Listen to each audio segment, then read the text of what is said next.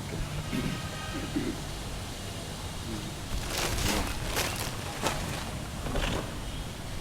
Nous sommes ici réunis pour pouvoir partager quelques versets de la parole de Dieu et puis procéder au baptême de papa, donc, qui est vraiment l'aboutissement d'un cheminement avec le Seigneur. Ce n'est pas aujourd'hui qu'il reconnaît le Seigneur Jésus comme son Seigneur et comme son Sauveur. Il a marché avec le Seigneur depuis au moins une soixantaine d'années. Maintenant, il y a la question relative au baptême qui n'était pas encore claire pour lui. Et vraiment, le Seigneur a pu travailler et il s'est laissé travailler par le Seigneur pendant des années.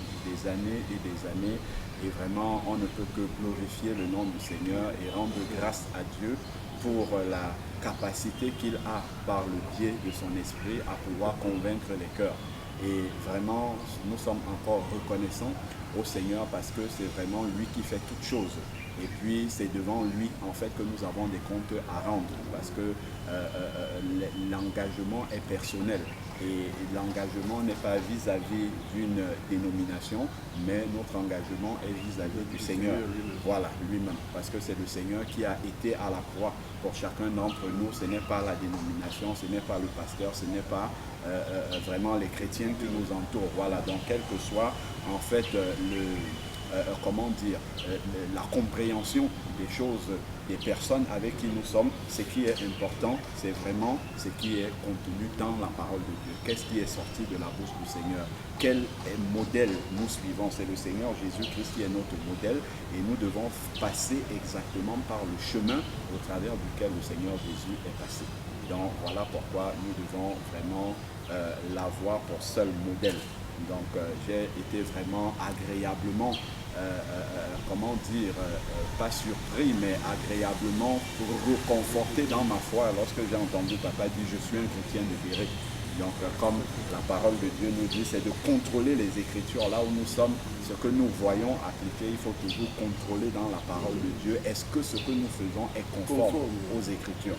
Voilà, et c'est ça vraiment, c'est cette démarche-là qui amène papa aujourd'hui à vouloir obéir au Seigneur et non obéir à ce que la dénomination fait. Et moi, je bénis le nom du Seigneur parce qu'au travers de toi, ça peut être vraiment une grande porte que le Seigneur va ouvrir pour ceux avec qui tu persévères dans la foi, pour que eux aussi ils puissent comprendre. S'il y a une personne qui a obéi, cette personne-là peut devenir une sentinelle pour les autres, intercéder pour les autres. Parce que lorsque tu vas leur parler de ça, l'ayant expérimenté toi-même, ton témoignage aura une plus grande puissance, une plus grande autorité spirituelle lorsque tu vas leur parler. Il y aura vraiment la puissance du Saint-Esprit qui va accompagner ton témoignage auprès d'eux. Donc c'est pourquoi vraiment l'obéissance est la caractéristique principale du disciple. Donc être disciple du Seigneur Jésus-Christ, c'est vraiment être discipliné pour suivre le Maître. C'est ça, disciple, c'est discipliné pour suivre le Maître, pour marcher au travers vraiment du chemin par lequel le Maître également est passé. Donc nous allons bénir le nom du Seigneur librement. Seigneur Père, nous te rendons grâce encore et nous bénissons ton saint nom. Vraiment pour ce jour merveilleux que tu nous donnes, Seigneur Père éternel. Merci parce que tu as disposé le temps, Seigneur Père, d'être clément pour permettre que nous puissions procéder, Seigneur Dieu Tout-Puissant, à cette mise en ordre, à cet enterrement, Seigneur Père éternel, pour qu'il y ait une résurrection, Seigneur Dieu, une véritable résurrection vivante. Père, nous te bénissons encore pour ce lieu que tu as permis que nous puissions être au calme sans être dérangés, Seigneur Dieu Tout-Puissant, parce que nous savons que tu es présent au milieu de nous et que c'est toi qui conduis toutes choses, Seigneur Père. Nous remettons encore ces moments entre tes mains, que tu disposes toutes choses, Seigneur Père, que nous ne soyons perturbés par rien du tout et que nous puissions accomplir ta volonté, Seigneur Père éternel. Voici mon papa qui m'a donné naissance. Je ne suis pas son premier enfant, mais je suis jusqu'au 5e. Seigneur Père éternel, qui suis-je pour pouvoir, Seigneur Dieu, le conduire dans les eaux du baptême?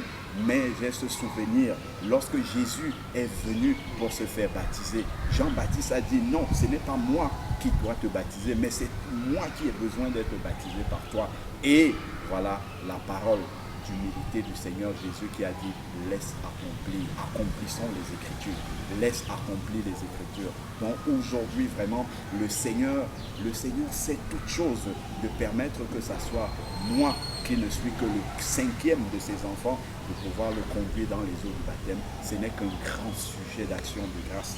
Seigneur Père éternel, seul toi es capable de faire une telle chose. Et nous te bénissons parce que nous savons que cela est le début d'un grand projet, d'un grand bouleversement que tu veux apporter pour la seule gloire de ton royaume.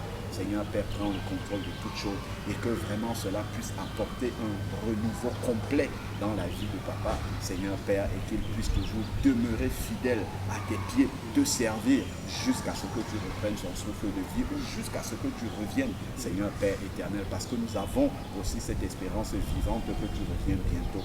Père, bénis ces moments encore, contrôle toutes choses, Seigneur Père éternel, et que toute la gloire te revienne à toi tout seul. J'en profite également, Seigneur Dieu, pour te présenter les bien-aimés, Seigneur Dieu, avec qui papa persévère dans la foi, qui n'ont pas encore la même révélation que lui à propos du baptême. Seigneur Père, tu as dit, tu ne tiens pas compte des temps d'ignorance, mais tu appelles tous les hommes qui disaient à se repentir. Père, que là où ils sont, touche également leur cœur, Seigneur Père, afin que eux aussi puissent revenir dans l'humilité à pouvoir obéir à ta parole, Seigneur Dieu, comme tu le demandes. Seigneur, que toute la gloire te revienne à toi seul, Seigneur Père éternel. Nous faisons tout cela uniquement pour la gloire de ton nom, pour l'avancement de ton royaume, Seigneur Père éternel, et que toi seul reçoive, Seigneur Père, la louange pour ce que nous sommes en train de faire. Nous ne sommes que des serviteurs inutiles, Seigneur Père, mais c'est toi qui est le maître incontesté, incontestable, qui est assis sur le trône, Seigneur Père, que vraiment toute la gloire puisse te revenir au nom de Jésus-Christ. Amen.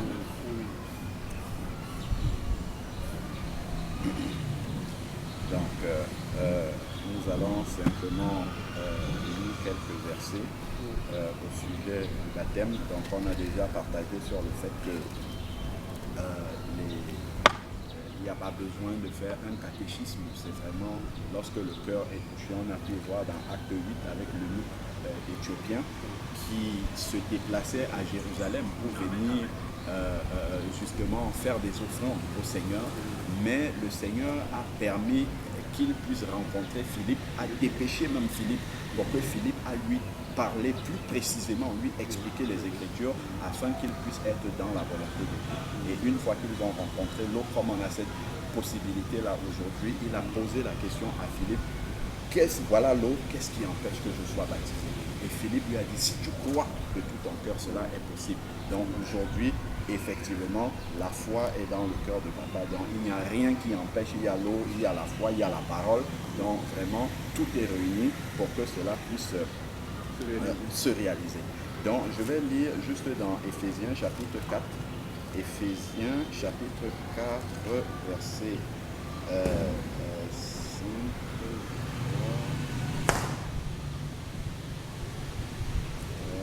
Je suis dans Thessaloniciens, Éphésiens 4, voilà, verset 5, où il dit, il y a un seul corps, un seul esprit, comme aussi vous avez été appelés à une seule expérience, celle de votre vocation. Il y a un seul Seigneur, une seule foi et un seul baptême. Ça, c'est vraiment important de le comprendre, qu'il y a un seul baptême, parce qu'on peut en faire plusieurs, on peut faire par effusion, on peut faire par aspersion, tout ça, mais au milieu de tout cela, il y a un seul que le Seigneur va reconnaître, c'est celui qui est conforme à sa parole. C'est pour ça qu'il dit qu'il y a un seul baptême. Dans la Bible, on ne parle jamais de rebaptême, on parle du baptême simplement, parce que de toutes les formes qu'on peut faire, il y a un seul qui va être validé par Dieu. Et c'est celui-là qu'on appelle le baptême, tout simplement.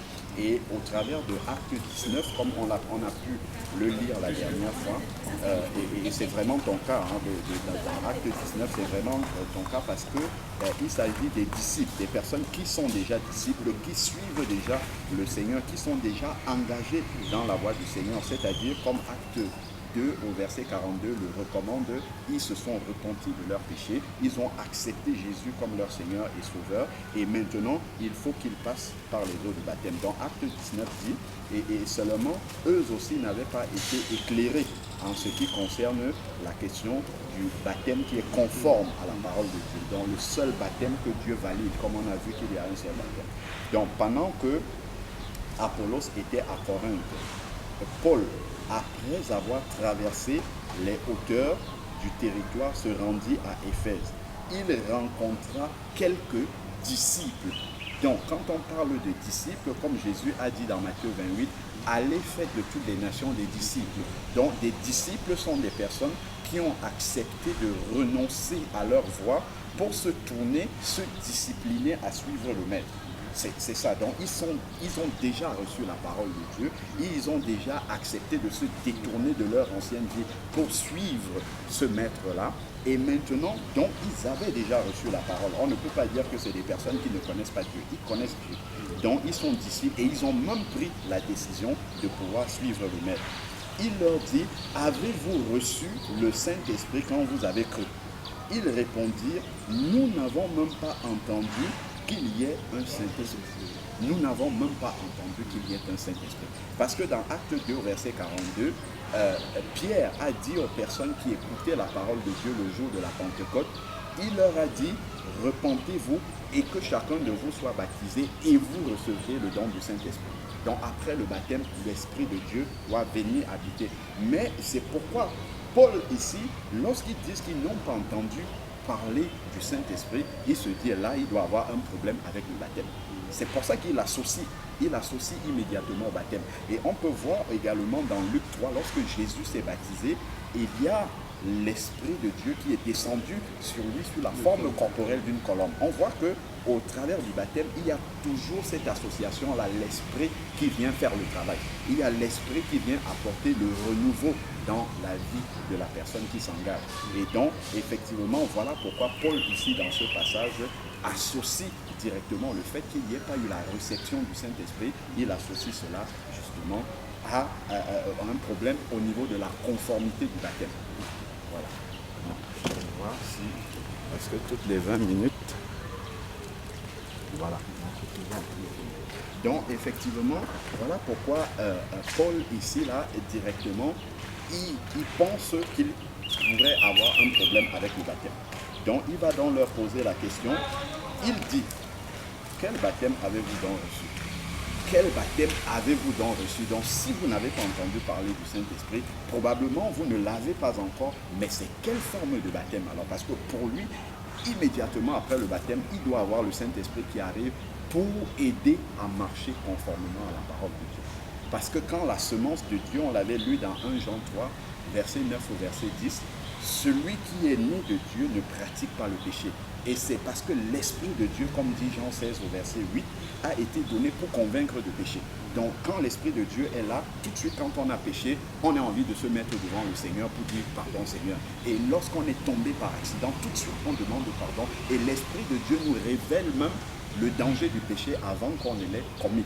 Donc voilà pourquoi un enfant de Dieu doit nécessairement avoir l'Esprit de Dieu pour pouvoir avoir une vie chrétienne de résurrection. Voilà, avoir une vie nouvelle. Voilà, manifester la nouvelle créature, il a besoin de l'Esprit de Dieu.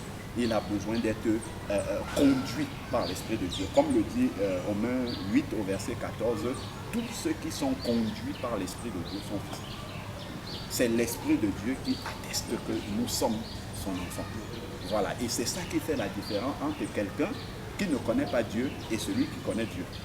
C'est au travers de l'Esprit qui est en lui, cette petite voix qui est à l'intérieur, qui va le conduire précisément dans une situation ou dans une autre, de se dire « Ah, ça, ce que je vais faire là, ce n'est pas de Dieu, et c'est telle autre chose, c'est de Dieu. » Pourquoi? Parce que c'est l'Esprit de Dieu qui a inspiré la parole.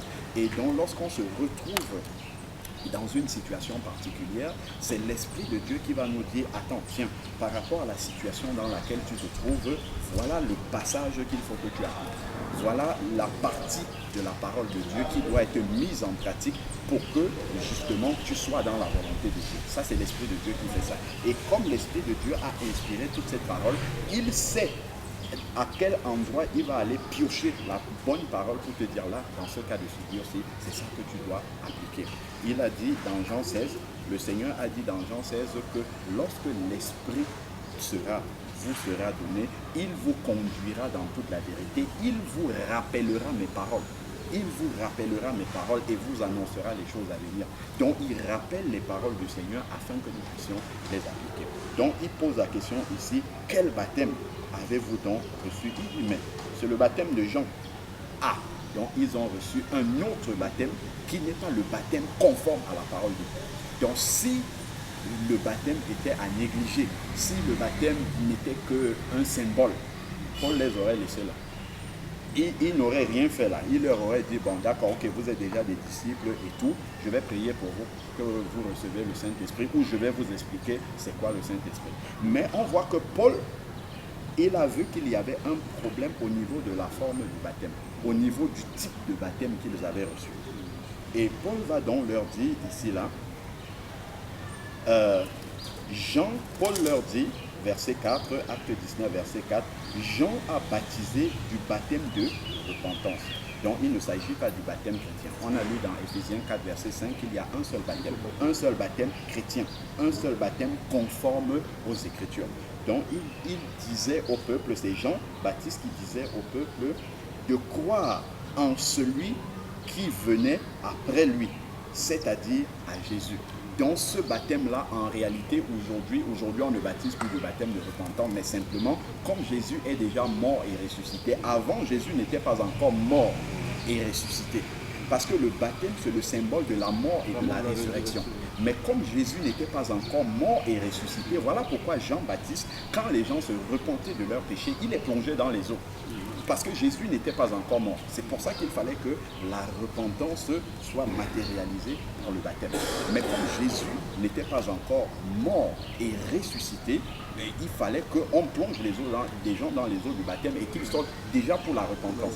Mais une fois que Jésus est mort à la croix et ressuscité, maintenant les gens peuvent se repentir directement au Seigneur Jésus et passer par un seul baptême, qui est celui du symbole de la mort et de la résurrection du Seigneur Jésus. Donc c'est ça vraiment qu'il y a comme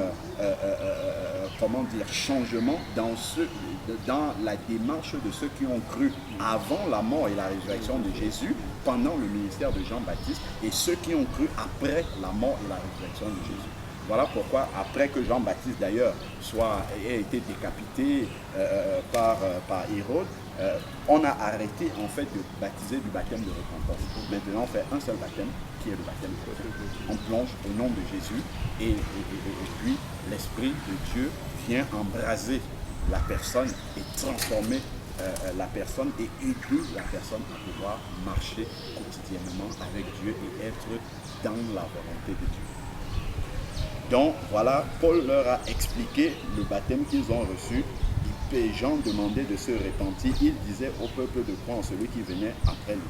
Donc sur ces paroles, donc après avoir constaté que le baptême qu'ils ont reçu n'est pas celui qui est recommandé pour conforme à la parole de Dieu, sur ces paroles, ils furent baptisés au nom de Jésus. On comprend donc que le fait d'être immergé au nom de Jésus, il y a vraiment une puissance spirituelle qui va s'accomplir à ce moment-là, parce que c'est conforme à la parole. Parce que nous savons que le Seigneur veille sur sa parole pour pouvoir l'accomplir. Donc si nous faisons ce qui est conforme à la parole de Dieu, le Seigneur va venir pour accomplir sa promesse là-dedans. Donc sur ces paroles, ils furent, on ne dit pas rebaptisés, on dit baptisés alors qu'ils avaient déjà reçu le baptême de Jean. Mais comme ce baptême-là n'était pas conforme à la parole de Dieu, on dit qu'ils ont été baptisés, tout simplement parce que c'est maintenant qu'ils sont baptisés du baptême chrétien. Parce qu'il y a un seul baptême. Et maintenant qu'on voit qu'ils ont été baptisés conformément à ce que le Seigneur Jésus recommande, Paul leur imposa les mains et le Saint-Esprit vint sur eux. Donc maintenant, il n'y a plus aucun blocage, il n'y a plus rien qui empêche que la volonté de Dieu soit manifestée pour eux. Parce que Pierre a dit dans Acte 2, 42, « Repentez-vous et que chacun de vous soit baptisé et vous recevrez le don du Saint-Esprit. En conséquence, vous recevrez le don du Saint-Esprit. Maintenant que là, ils ont mis leur baptême en règle par rapport, il n'y a plus aucun blocage par rapport à ce que, du fait que l'Esprit de Dieu puisse venir et donc transformer leur vie. Donc, ils se mit à en parler en des langues nouvelles.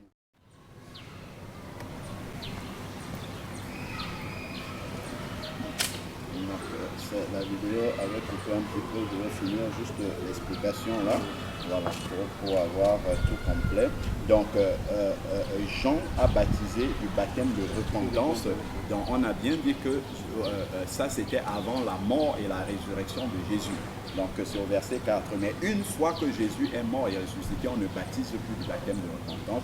Les gens peuvent simplement se mettre devant le Seigneur, se repentir tout simplement et venir passer dans les eaux du baptême qui est un ensevelissement de la vie ancienne et la résurrection à une vie nouvelle.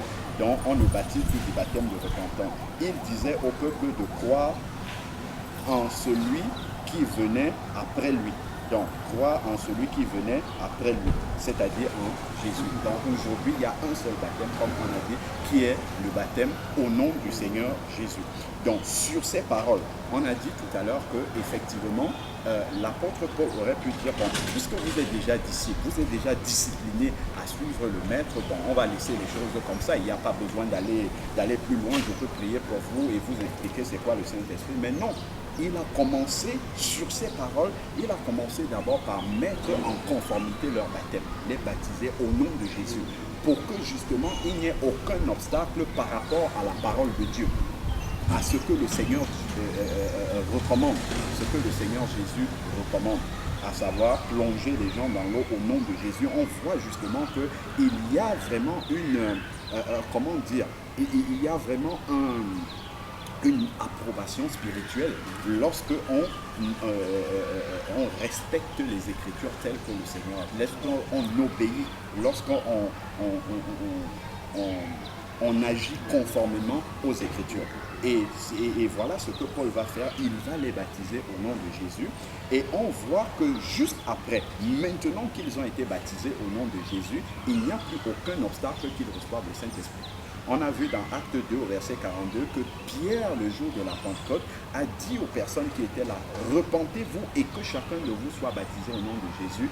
En conséquence, et vous recevrez le don du Saint-Esprit. Donc maintenant qu'ils sont baptisés là au nom de Jésus, il n'y a plus rien qui bloque le Saint-Esprit d'agir pleinement, de descendre d'abord sur eux et ensuite d'agir pleinement dans leur vie pour qu'ils puissent mener une véritable vie de résurrection et aussi que leur témoignage chrétien ait vraiment l'autorité du Seigneur, la puissance de Dieu, la puissance de conviction que vraiment lorsqu'ils vont parler de la part de Dieu, qu'on sente qu'il y a l'autorité du Seigneur.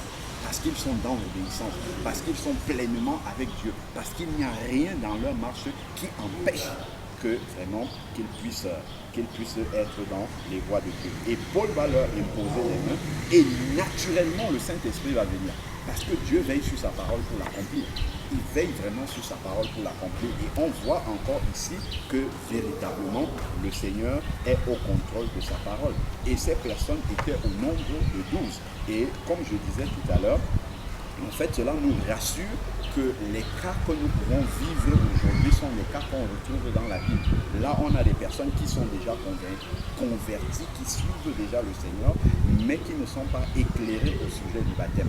Et le Saint-Esprit permet que nous ayons cette portion d'écriture pour nous montrer la démarche. Voilà, la démarche à tenir, c'est de mettre en conformité son baptême. Et puis tout le reste, justement, des promesses de bénédiction que le Seigneur a promis pour ses enfants qui sont véritablement engagés avec lui, cela va s'accomplir naturellement dans notre vie. Donc voilà un peu ce que l'on peut dire au sujet de ce qui va être fait aujourd'hui selon la volonté de Dieu. Donc maintenant, comme nous le savons aussi, le baptême est un témoignage, un engagement public de sa foi. Je sais que tu t'es déjà publiquement engagé, mais il est toujours important de pouvoir donner un témoignage personnel de ce qui t'amène, ce qui te pousse à pouvoir accomplir justement cet acte-là de mise en conformité de ton baptême par rapport à la parole de Dieu, parce que cela peut être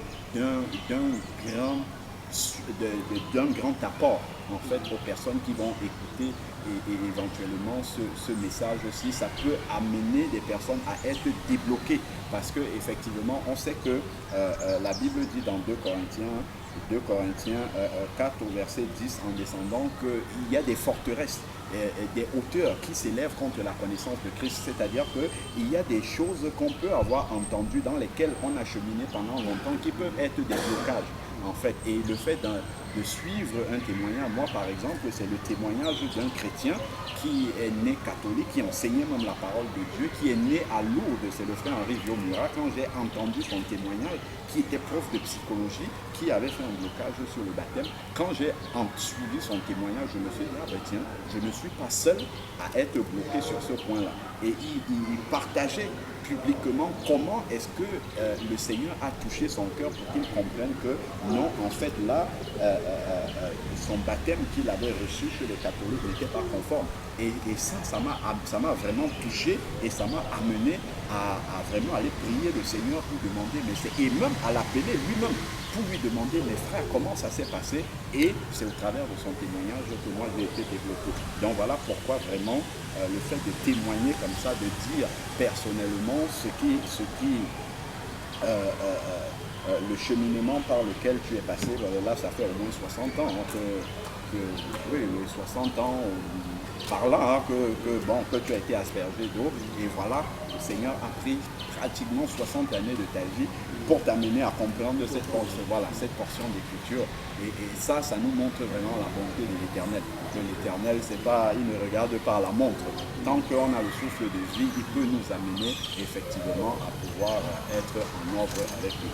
Donc si tu as quelques mots à dire par rapport à ton parcours avec le Seigneur et vraiment ce qui te débloque aujourd'hui, je pense que ça pourrait être d'une grande utilité pour les personnes qui vont écouter ce témoignage. Effectivement, merci beaucoup. Je prends de votre Seigneur pour cette occasion. Amen. Je ne te prends pas, ou je ne te prends plus. C'est pour la circonstance, pour mon fils. Je te prends comme un serviteur de Dieu. Amen. Je te prends comme un serviteur de Dieu. Je suis baptisé par Pasteur en 1974. Après 3 années de catéchisme. J'ai eu la chance de fréquenter des établissements confessionnels protestants. L'école primaire, à l'école primaire protestante de Foubac, appartenant à l'église évangélique de la et d'enseignement secondaire au collège évangélique de Liban. Dans tout mon parcours, en tant qu'enfant, c'était dans des institutions protestantes, religieuses. Et au collège évangélique de Liban, notamment, la Bible, c'était la matière principale. C'est-à-dire que tu pouvais échouer l'entrée en classe supérieure parce que tu as une sous-marine en Bible. C'était comme ça. C'est ainsi donc c'est pour ça que nous avons été baptisés donc par aspersion, nous les évolutions. Et je me comportais aussi. Je pensais que j'ai d'ici par vraiment. Jusqu'au moment où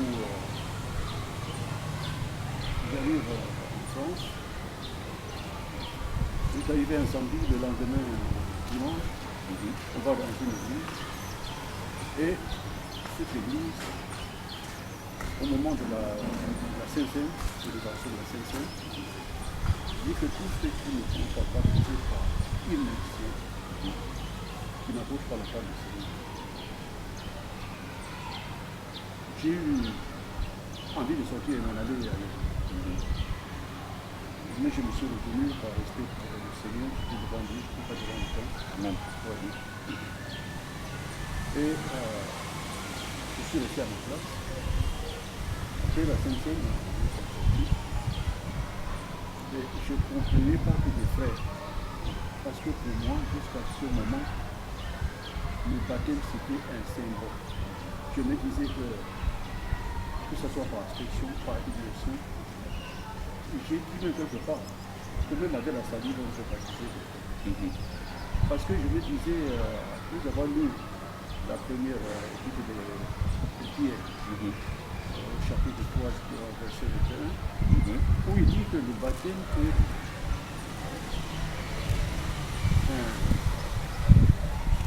un engagement de bonne conscience. Voilà, le baptême est un engagement de bonne conscience.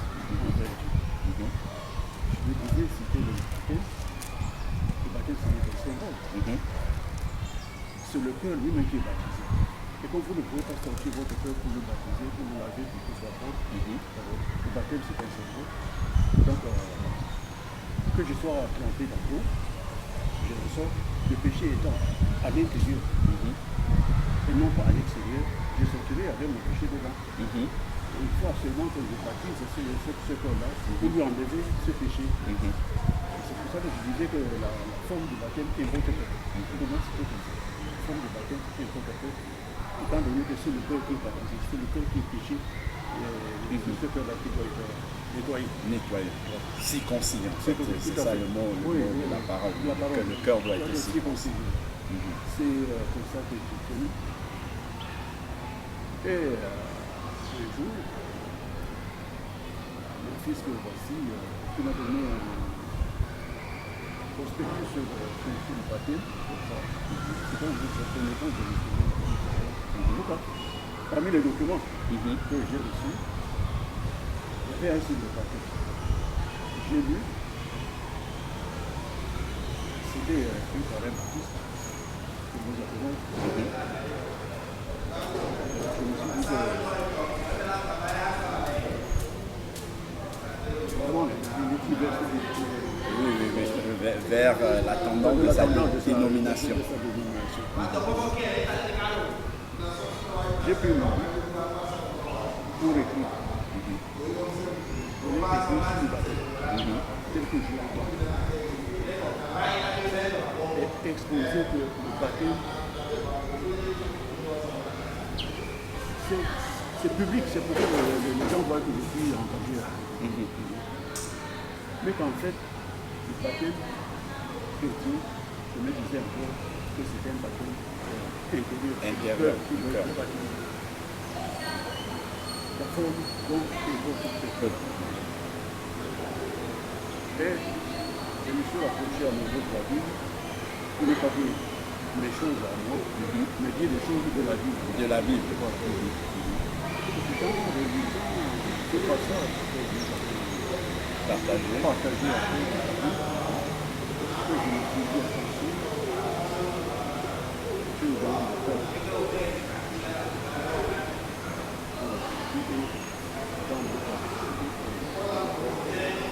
Le baptême, étant donné que le Seigneur Jésus-Christ est le modèle suprême, Amen. on doit être baptisé de la manière dont lui a été baptisé. Amen. D'ordinaire, pour chaque point de la vie, il en est ainsi du baptême d'enfant. Je n'en trouve pas de fondement biblique. Je l'ai dit tout à l'heure, je le confirme. Je me suis toujours comporté, je le dis à mon pasteur qui le suit, en chrétien de paix. C'est-à-dire qu'après la prédication, s'il y a une formule, une doctrine, je n'ai pas bien cherché dans la Bible ce qui dit la parole. Je suis de ce... Et en cherchant, je ne trouve pas de fondement pour le baptême d'enfant. Pour par exemple, la fonction pastorale. Qu'on ait fait de la fonction pastorale une profession. Le pasteur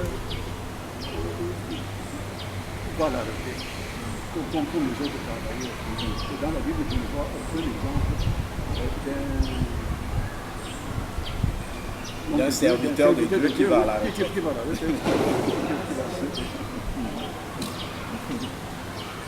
Alors, je vois ça, je ne vois donc pas de fondement que le pasteur soit aille à la retraite. Oui, qu'il soit géré comme n'importe quel travailleur. Il y a eu donc ça. Puis, d'autre fait, s'agissant de femmes, par exemple, qui sont des pasteurs, il y a des femmes pasteurs chez nous dans l'église évangélique. Et quand je lis dans la Bible, plusieurs passages, femmes ne devraient pas parler devant les hommes. Pour former la femme, le Seigneur Dieu a bien voulu donner Adam. C'est quand Adam il a pris sa peau pour lui faire une femme. Et c'est Adam qui a donné le nom à Ève. Donc c'est l'homme qui est le chef. J'ai vu, il y a d'autres passages. Il n'est pas question que la femme enseigne la parole. Publiquement. Je ne vois pas de problème. Et quand je vis dans mon église évangélique, il y a des grands pasteurs. Il y a beaucoup d'autres faits comme ça. Bon, je me disais que. Et je me suis retrouvé dans la voiture un jour, et j'accompagnais 5 pasteurs, un frère et moi qui nous allaient à la mort de la maison de Paul. J'avais 5 pasteurs dans ma maison. Et nous on parlait des choses de Dieu. C'est un peu compliqué à dire. Quand je les ai entendus, j'étais bien. Ces gens pour leur dire que quand je n'entendais pas passer, parce que Dieu va venir à l'église.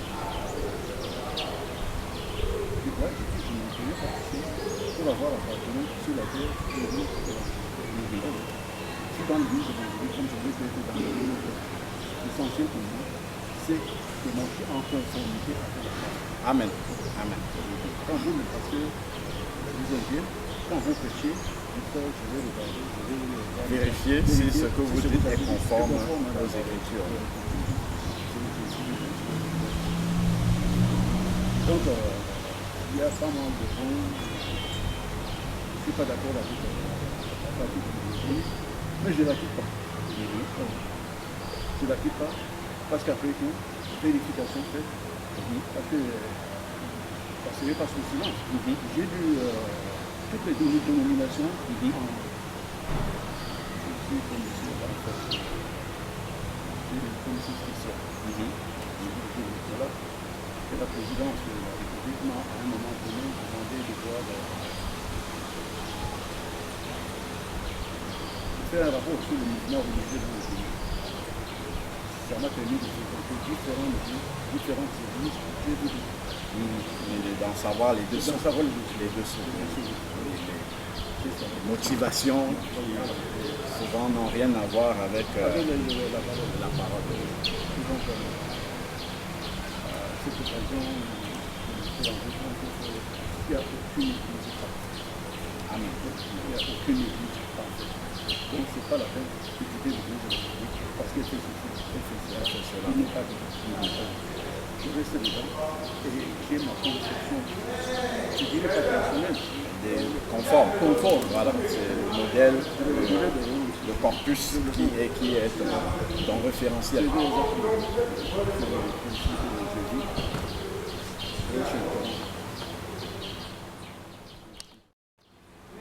C'est bon, c'est reparti.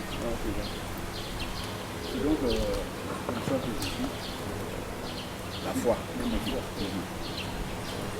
Sachant que je ne voulais pas de Jésus-Christ, je ne voulais pas d'autre que Jésus, on ne va pas donner à mes pasteur. Amen. À moi qu'on posera la question, le moment venu, qu'est-ce que tu as fait de Jésus? Tout à fait, exactement. Voilà donc, et vraiment, c'est que Amen. qui m'amène aujourd'hui à recevoir à tout demander le mot rebaptisé. Amen. Amen. Rebaptisé. Amen. Rebaptisé, c'est le chose. Amen. Amen. Je considère que c'était difficile, mais c'est pas grave. Parce que baptême dessus n'est pas conforme Aux Écritures. Amen. Amen. Alors, je voudrais cette conformité. Amen. C'est pour ça, dans peu de jours, je disais que tu me baptises, tu es l'un de mes enfants. Je ne te prends pas pour mon fils aujourd'hui, je ne te pas pour la circonstance, tu es serviteur de Dieu et je te respecte en cette famille. Et j'en profite pour remercier le Seigneur que tu sois sorti de mes enfants. Amen.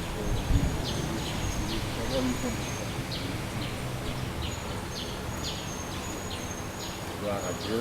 Nous ne pouvons que célébrer le nom du Seigneur et le bénir pour tout ce qu'il fait. Tout ce qu'il fait est bon. Donc on va procéder à l'enterrement. On sait que le baptême qui est le symbole, comme nous dit Romains 6, de la mort à l'ancienne vie et la résurrection à une vie nouvelle. On va procéder au baptême. Je vais te laisser peut-être aller dans les vestiaires à côté pour pouvoir te changer. Et après, moi je vais entrer comme ça, j'ai une tenue de repos de Dieu. On va pouvoir obéir au Seigneur. Amen. Amen.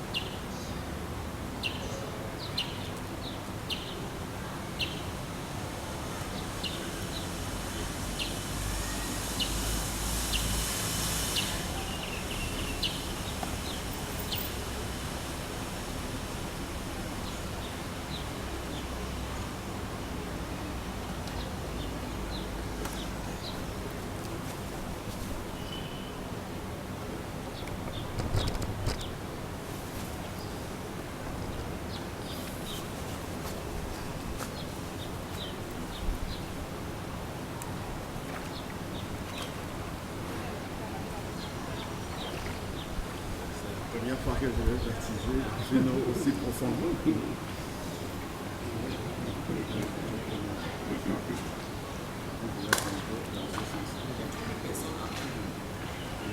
Donc, puisque nous l'avons dit tout à l'heure, le baptême est un symbole de l'engagement vis-à-vis du Seigneur Jésus-Christ. Donc, il faut toujours prendre la peine, même si tu l'as déjà reçu dans ta vie, de redemander si cet engagement-là est toujours celui que tu veux prendre aujourd'hui. Papa David, est-ce que tu acceptes Jésus comme ton Seigneur et ton Sauveur? Jésus est mon Seigneur et mon Sauveur. Est-ce que tu crois dans ton cœur que Dieu l'a ressuscité d'entre les morts? Amen. Est-ce que tu prends l'engagement de marcher avec lui tous les jours de ta vie jusqu'à ce qu'il te reprenne ou jusqu'à ce qu'il revienne? Cet engagement, je le prie.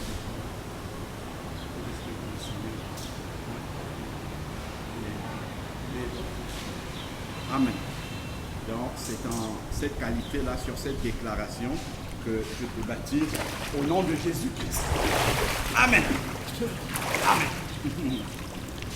Alléluia. À toi la gloire, ô ressuscité.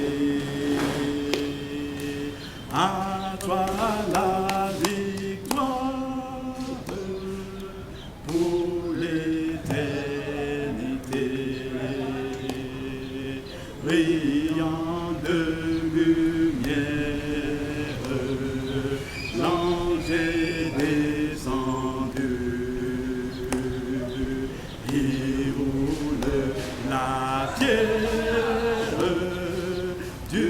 tombeau vaincu, à toi la gloire, à toi la gloire, pour ressusciter, à toi la victoire, pour l'éternité. Qu'ai-je encore, il vit à jamais, celui que j'adore, le Prince de paix. Il est ma victoire, mon puissant soutien, ma vie et ma gloire. Non, je ne crains rien, à toi la gloire, à toi la gloire, pour ressusciter, à toi la victoire, pour l'éternité.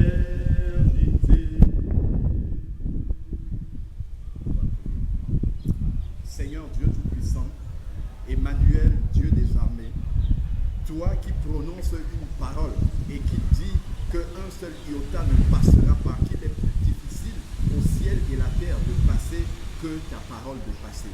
Seigneur Dieu Tout-Puissant, ce que tu as promis dans ta parole, ô Père, daigne maintenant l'accomplir pour la seule gloire de ton nom. Seigneur Dieu Tout-Puissant, voici David qui a accepté de passer dans les eaux du baptême, de mettre en conformité son baptême, qui a accepté de te suivre comme un enfant, Seigneur Père éternel. Viens et scelle-le maintenant de ton Esprit Saint au nom de Jésus. Seigneur Père, remplis-le de tous les dons spirituels dont il aura besoin, Seigneur Père, pour être un disciple puissant, Seigneur Dieu, accompagné par ton Esprit, Seigneur Père. Scelle-le de tous les dons spirituels. Accorde-lui la puissance du Saint-Esprit. Seigneur Père, accorde-lui vraiment le don de guérison, le don, Seigneur Dieu Tout-Puissant, de prophétiser, de parler en langue, Seigneur Père éternel, afin qu'il soit régénéré dans l'esprit pour marcher conformément à ta parole. Oh Père, dépose toutes tes grâces en lui, Seigneur Père. Nous te bénissons dans le nom de Jésus parce que nous savons que ce que nous te demandons, nos yeux verront cela s'accomplir. Père, que sa vie ancienne qui a été enterrée dans cette eau puisse y rester et demeurer pour l'éternité, Seigneur Père, et que cette vie nouvelle qui commence, Seigneur Père, puisse être une vie de résurrection qui n'a rien à voir avec sa vie passée. Père, qu'au travers de lui, tu puisses l'utiliser là où il est pour amener d'autres chrétiens, Seigneur Père, dans cette obéissance-là. Père, que ton nom soit élevé, que ton nom soit béni, que ton nom soit loué au nom de Jésus-Christ. Amen. Maintenant que tu as obéi au Seigneur Jésus, sache que le Seigneur t'a transmis également au travers de ta propre obéissance cette autorité de pouvoir conduire d'autres disciples dans les eaux du baptême. Si aujourd'hui tu amènes une âme à Christ et que cette âme-là a le désir d'obéir au Seigneur Jésus, toi également, tu peux désormais les conduire dans les eaux du baptême conformément à la parole. Comme tu l'as dit, il n'y a pas des actes pastoraux qui sont réservés aux pasteurs. Là, tout disciple de Jésus, tel qu'on le voit, Philippe a pu baptiser, Pierre a pu baptiser dès qu'on est un disciple du Seigneur Jésus. Et d'ailleurs, c'est à ces disciples qu'il a dit, allez, faites de toutes les nations des disciples, baptisez-les au nom du Père, du Fils et du Saint-Esprit, et vous, et je serai avec vous tous les jours jusqu'à la fin du monde. Donc toi également, tu peux amener d'autres disciples maintenant dans les eaux du baptême et prier pour eux. Et le Seigneur va agréer cela parce que tu as commencé par obéir d'abord toi-même. Comme le Seigneur Jésus, tout ce qu'il nous demande sont des choses que lui-même a d'abord expérimentées, lui-même a d'abord mis en pratique, lui-même a d'abord obéi à son Père et ensuite il nous les demande véritablement. Et on voit comment la puissance de Dieu l'accompagnait. Donc reçois maintenant en toi la paix de Dieu concernant ton baptême et ta vie chrétienne, et que cette vie nouvelle qui a commencé aujourd'hui soit le début du véritable plan de Dieu, de l'explosion du plan de Dieu dans ta vie. Parce que je sais que Dieu va faire de grandes choses au travers de cette obéissance-là. Dieu honore toujours l'obéissance. La Bible dit que celui qui garde les paroles du Seigneur, le Seigneur vient et se manifeste à lui et se révèle à lui. Donc c'est cela que le Seigneur Jésus va accomplir dans ta vie, parce que je sais que le Seigneur Jésus est fidèle. Ce qu'il a dit de sa bouche, sa main l'accomplit. Donc vraiment, pars en paix et que le Seigneur Jésus puisse accomplir le plan qu'il avait prévu de toute éternité dans ta vie, et que vraiment tu sois un instrument puissant entre ses mains pour l'avancement du royaume de Dieu. Que vraiment au travers de toi, que des âmes encore soient conduites au Seigneur, que de nombreuses personnes encore puissent recevoir la vie qui est en Jésus. Parce que cette vie-là, nous ne pouvons la transmettre aux autres que lorsqu'on l'a en nous, que véritablement cette vie-là, comme le Seigneur Jésus a dit dans Jean 4, verset 14, celui qui croit en moi, des fleuves d'eau vive jailliront de son sein et couleront jusque dans la vie éternelle. Qu'il en soit de même pour toi. Que l'abondance du fruit de l'esprit puisse couler au travers de toi et se déverser vers tout ton entourage. Que eux aussi puissent être au bénéfice de cette bénédiction que tu as reçue, cette bénédiction particulière qui découle de la simplicité de ton obéissance comme un enfant. Que vraiment l'Éternel puisse accomplir tous ses desseins dans ta vie, et que tout ce qui était resté comme blocage dans ta vie puisse maintenant tomber au nom de Jésus. Que toute chaîne qui puisse avoir été dans ta vie puisse être rompu maintenant au nom de Jésus. Que tout ce qui pouvait te lier maintenant en cet instant soit détaché au nom de Jésus. Nous bénissons le nom du Seigneur parce qu'il est fidèle pour accomplir cela. Tel que nous voyons dans la parole de Dieu, il n'y a plus aucun obstacle. Que maintenant tout puisse être libéré dans ta vie et que le boulevard puisse être ouvert maintenant devant toi jusque dans la vie éternelle. Que le nom de l'Éternel soit béni. Amen.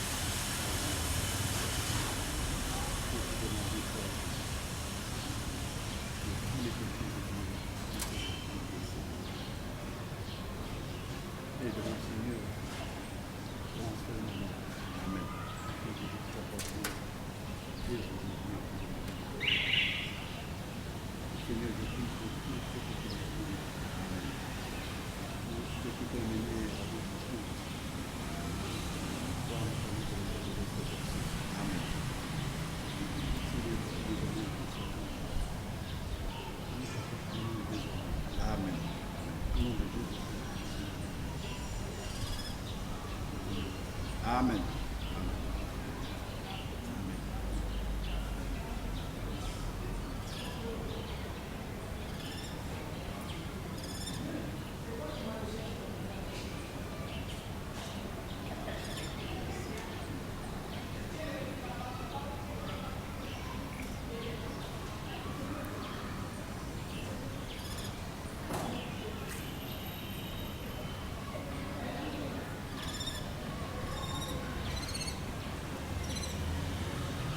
Père, nous voulons en profiter pour te présenter le cas de maman aussi. Seigneur, que là où elle est, ô Père éternel, que tu puisses la toucher au nom de Jésus. Père, touche toutes les parties de son corps et que la guérison puisse être totale en elle au nom de Jésus. Père, nous te bénissons maintenant parce que nous savons que ce que nous te demandons, c'est ce que tu vas accomplir. Amen.